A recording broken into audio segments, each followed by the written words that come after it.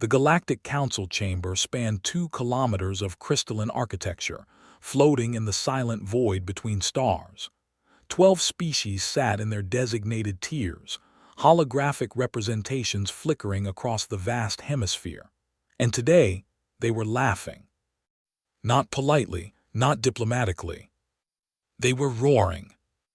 Ambassador Vrexel of the Xylanthi Collective nearly choked on his own methane exhalations, his 4 mandibles clicking in rhythmic amusement.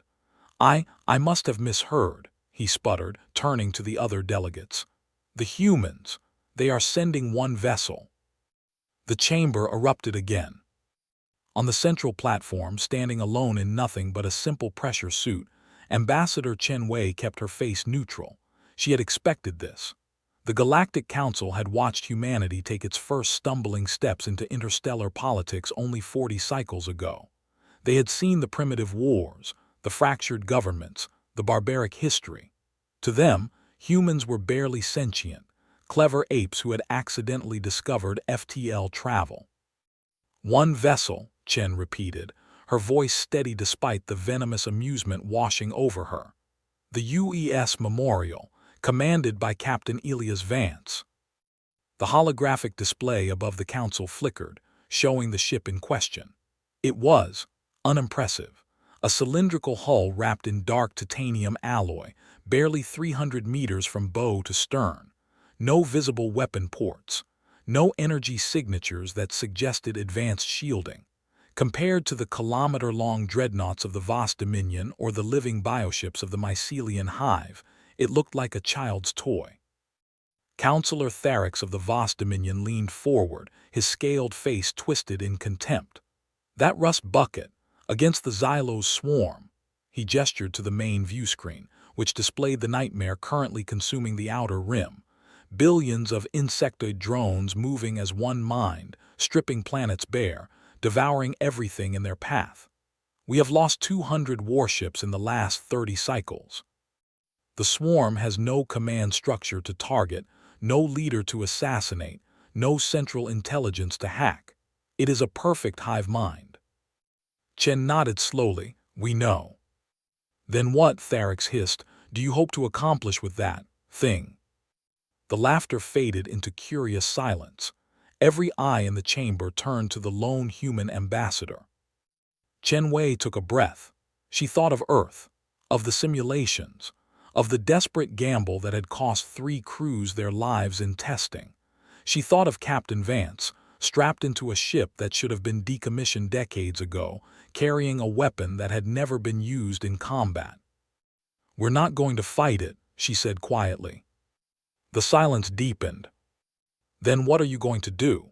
Vrexel asked, his amusement finally fatting into genuine confusion. Chen smiled.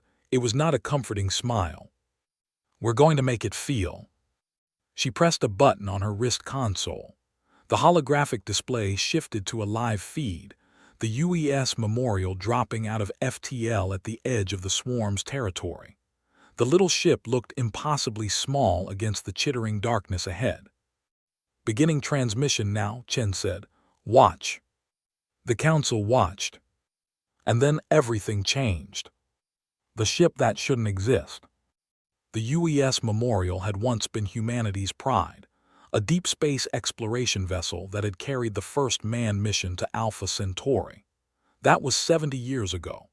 Now its hull was patched with scavenged plating, its reactor ran at 93% efficiency on a good day, and its weapons systems consisted of 2-point defense cannons that hadn't been fired in a decade. But Captain Elias Vance didn't need weapons.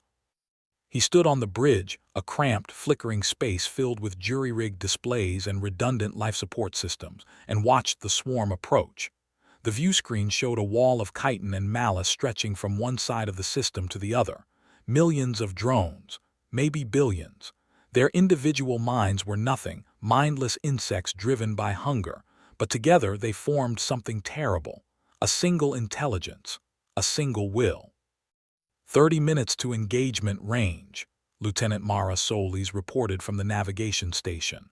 Her voice was steady, but Vance could see her hands trembling. She was 23 years old. They all were. The crew of the memorial had volunteered for a mission that had a projected survival rate of less than 4%. Vance turned to the communications officer. "Broadcast to the fleet. Let them know we're in position." Commander Yuki Tanaka, a grizzled veteran of the Martian incursion, the only person on the ship over 30, shook her head. "There's no fleet, Captain, just us." "Then broadcast to the Council. Let them watch." The swarm's leading edge began to shift, tendrils of drones breaking away to intercept the lone human vessel. On any other ship, alarms would be blaring. Defensive systems would be spooling up. But the memorial did nothing. It simply drifted forward, engines at minimum power, as if accepting its own destruction. Aboard the Council station, the alien delegates watched in disbelief. "Are they suicidal?" Vrexel hissed. "The swarm will tear that vessel apart in seconds." Ambassador Chen said nothing. Her eyes were fixed on the tactical display, watching the closing distance. 10,000 kilometers, 5,000, 1,000. "Scan their bridge," Tharix ordered his tactical officer. "I want to see the faces of these fools." The image zoomed in, penetrating the memorial's thin hull. The Council saw Captain Vance, a middle-aged human with gray-streaked hair and tired eyes, standing calmly at the center of his tiny bridge. Behind him, the crew worked with eerie precision, their movements synchronized, almost rehearsed. "They're not afraid," whispered a mycelian delegate, her fungal tendrils quivering. "Why aren't they afraid?" 500 kilometers. Vance opened a channel. Not to the swarm, there was no one to talk to. He opened a channel to nothing, to the void, to the space between. "Begin memory cascade," he ordered. Lieutenant Solis pressed a single button. And the UES memorial screamed. Not with its engines, not with its weapons, it screamed with everything else. Every database, every log, every recording of every human emotion ever stored within its computers, the joy, the grief, the rage, the terror, the love, the madness, all of it poured out into the void on a frequency that should have been impossible. The swarm's leading drones reached the ship. And stopped. Whispers in the void. The first drone touched the memorial's hull and froze. Its mandibles were inches from the titanium plating, venom dripping from its stingers, but it didn't strike. Its multifaceted eyes flickered. Its limbs twitched. And then, impossibly, it began to shudder. Behind it, thousands more drones did the same. On the Council station, the alien delegates watched in stunned silence. The tactical display showed the swarm's perfect formation dissolving into chaos. Drones collided with each other. Some turned away. Some simply stopped moving altogether, floating dead in the vacuum. "What is happening?" Tharix demanded. "Are they jamming the hive?" Ambassador Chen shook her head slowly. "No, they're feeding it." The human broadcast continued, a relentless stream of data flooding into the swarm's psychic network. But this wasn't a virus. It wasn't a hack. It was something far more terrifying. The memorial was transmitting memories. Inside the hive mind, a nightmare was unfolding. For millennia, the Xylo's swarm had known only one state of being, unity. Every drone existed as a single thought, a single hunger, a single purpose. There was no fear, no doubt, no individuality. But now, human consciousness was bleeding into the network. A drone that had never experienced anything but the will of the hive suddenly remembered a child's laughter. Another felt the cold grip of grief, the loss of a parent, the ache of abandonment. Another experienced anger, not the cold hunger of the swarm, but hot, irrational, personal rage. The hive mind tried to reject the intrusion. It was a perfect system, an immune response evolved over millions of years. But human consciousness wasn't a virus. It was a paradox. How do you fight something that doesn't follow rules? On the memorial's bridge, Captain Vance watched the tactical display with hollow eyes. The ship's AI, a cobbled-together abomination of stolen code and human neural patterns, was broadcasting the memories of every human who had ever lived. Wars, plagues, genocides, but also art, music, love, the birth of a child, the quiet joy of a sunset. Everything that made humanity beautiful and broken. "They're fracturing," Commander Tanaka whispered. "The hive, it's actually fracturing." Vance nodded slowly. "We're not done yet." He turned to the medical bay where 12 volunteers lay in induced comas. Their bodies were hooked into the ship's neural interface, their brain activity feeding directly into the broadcast. They were dreaming of everything. Every trauma, every triumph, every terrifying, chaotic human moment. "They wanted to see our ship," Vance muttered. "We should have shown them what's inside our heads." Outside, the swarm began to scream. The cracking mind. The Xylos swarm had never known pain.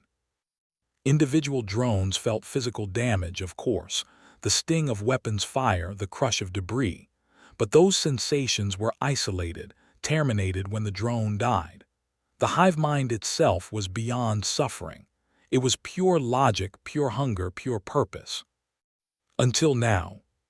The first wave of human memories hit the hive like a sledgehammer made of glass, beautiful and shattering. Billions of drones experienced loss for the first time. They felt the anguish of a mother burying her child, the hollow emptiness of a soldier returning from war, the quiet devastation of a love that had faded away.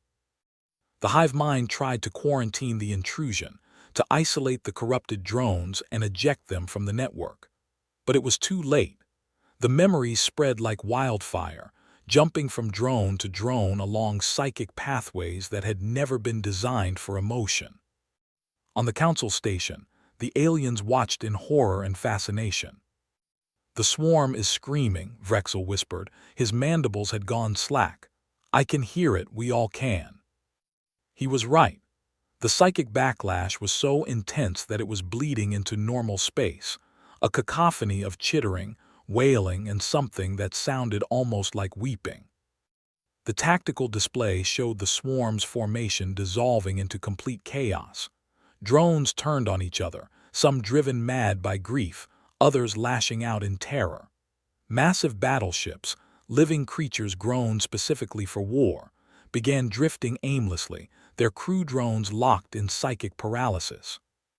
But then something unexpected happened. A cluster of drones near the swarm's core began broadcasting back. "They're responding," Tharix said, his scales paling. "The hive is talking to the humans." Ambassador Chen's heart raced. This wasn't in the simulations. The swarm had never communicated with anyone. It had only consumed. On the memorial's bridge, Captain Vance received the transmission. It wasn't words. It wasn't language. It was feeling. A raw, undiluted question projected directly into his mind. Why? The hive didn't understand. Why would anyone share such pain? Why would anyone inflict this? Vance closed his eyes. He thought of all the human suffering stored in the ship's databases, the centuries of war, the unspeakable cruelties, the moments that humanity would never be proud of. Then he thought of the other moments, the kindness, the sacrifice, the way a human could look at another human and see themselves. He broadcast back. "Because we survived it, and so can you." The hive went silent. And then, for the first time in its existence, the Xylos swarm experienced something new. Doubt. Humanity's worst nightmare. The silence stretched for 17 minutes. On the council station, no one spoke. The alien delegates watched the tactical display with a mixture of awe and terror, waiting for something, anything, to happen. The swarm's billions of drones hung motionless in space, their psychic network flickering like a dying star. "What are they doing?" Vrexel finally whispered. Ambassador Chen didn't answer. She was watching a different display, the biosigns of the 12 volunteers in the memorial's medical bay. 3 had already flatlined. 2 more were showing catastrophic neural activity. The human brain wasn't designed to interface with an alien hive mind. It was burning them alive. But it was working. Captain Vance felt the hive's doubt like a physical weight. The swarm was thinking, truly thinking, for the first time. Individual drones were experiencing moments of consciousness, of self, before being crushed back into the collective. The hive mind was fighting a civil war against its own components. And then the hive spoke again. "You are broken." Vance almost laughed. "Yes," he said aloud, "we are. Your minds are chaos. Your history is pain. Your species should have destroyed itself." "We tried," Vance admitted, "many times, but we kept going." "Why?" The question hung in the void. Vance didn't have an answer, not one that could be transmitted in data packets or psychic impressions. The human will to survive wasn't logical. It wasn't efficient. It was stubborn, a refusal to die that defied all reason. But the hive was learning. Deep within the swarm's core, something was changing. Drones that had been born for nothing but consumption were experiencing curiosity. They wanted to know more about these strange, broken creatures who had injected their nightmares into a perfect system. More transmissions came from the memorial, not memories this time, stories, myths, parables, the ancient epics of humanity, Gilgamesh, the Iliad, the Ramayana, tales of heroes who had faced impossible odds and refused to break. The hive drank them in like poison. And then slowly, agonizingly, the swarm began to retreat. Not in defeat, not in fear, but in confusion. The perfect intelligence that had consumed 100 civilizations didn't know what to do with humanity. It couldn't fight something that welcomed the pain. It couldn't consume something that gave itself willingly. On the council station, Ambassador Chen's knees buckled. She caught herself on the railing, tears streaming down her face. "We did it," she whispered. "God help us all, we actually did it." But on the memorial's bridge, Captain Vance was staring at a new reading. The hive wasn't just retreating. It was following. The great silence. The swarm's retreat became a pilgrimage. Billions of drones, once a unified instrument of consumption, now drifted in the memorial's wake like lost children. The hive mind had not been destroyed, but it had been changed. Fragments of human consciousness lingered in its network, echoes of emotion and memory that refused to fade. Individual drones began displaying strange behaviors. Some gathered around the human ship, not attacking but observing. Others broke away entirely, fleeing into deep space with no clear destination. A few, a terrifying few, began communicating with each other in what could only be described as conversation. "They're becoming individuals," Commander Tanaka said, her voice hollow. "We gave them personalities." Captain Vance watched the tactical display with exhausted eyes. The 12 volunteers in Medical Bay were gone, all of them sacrificed to the broadcast.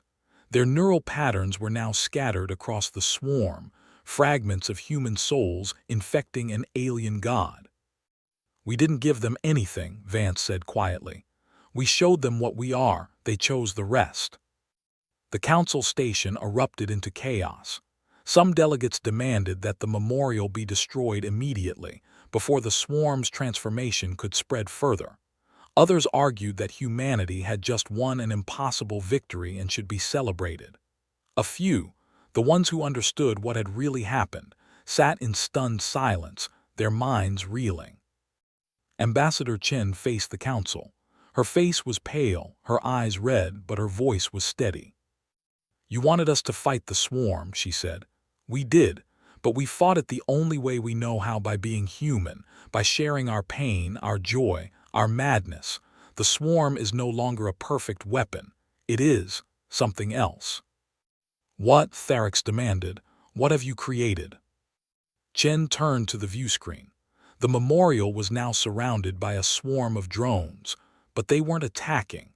They were forming a protective sphere around the tiny human vessel, their biological cannons pointed outward, defending it from any threat. "I don't know," Chen admitted, "but I think it's asking us a question." The hive spoke one final time, not to the memorial, to the entire council, to every species watching in horror and wonder. Teach US. The silence that followed was absolute. Captain Vance leaned back in his command chair and closed his eyes. He thought of the 12 volunteers burning themselves out to give humanity a chance.